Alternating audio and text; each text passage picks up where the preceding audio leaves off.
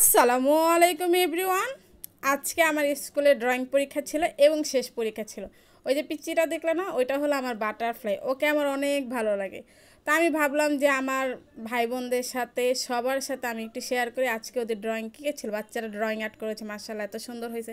এই যে ফুলটা দেখছি হলো তো, এটা আমি আর্ট করে দিয়েছি, কারণ আরাফ আর্ট করতে পারে না।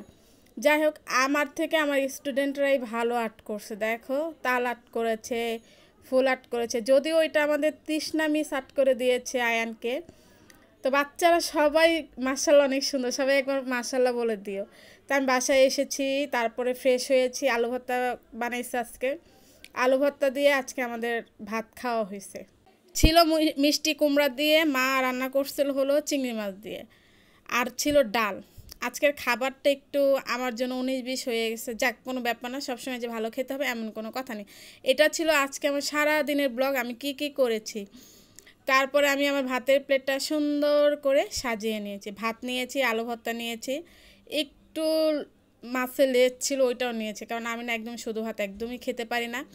এরপরে ছিল কি জানো, ডালও নিয়েছি। আর শোনো, আমার জন্য একটু দোয়া করো, আমি জানি জীবনে কিছু করতে পারি, উন্নতি না হলেও জানি একটু কোনো মতো মাথা উঁচু করে একটু দাঁড়াতে পারি, সম্মানটা অর্জন করতে পারি। তোমরা সবাই আমার জন্য দোয়া করবে। আর আমি যে আজকে সন্ধ্যার সময় না একটা নাস্তা বানিয়েছি, এটা ছিল ডাল। তো ওই রেসিপিটা আমি অবশ্যই দেবো। এটা ছিল সিঙ্গারা, ছিল আজকে সন্ধ্যায়, আমরা আজকে সিঙ্গারা খেয়েছি। মাশাআল্লাহ, খেতে এত মজা হয়েছিল, দেখতেও সুন্দর হয়েছিল। আর হলো কি, তোমরা কারো যদি খেতে মনে চায় এখান থেকে একটু নিয়ে খেয়ে নিও, এবং আমার জন্য দোয়া করবা, আমার ভিডিও বেশি বেশি দেখবা। আল্লাহ হাফেজ। আমিও তোমাদের জন্য দোয়া করব।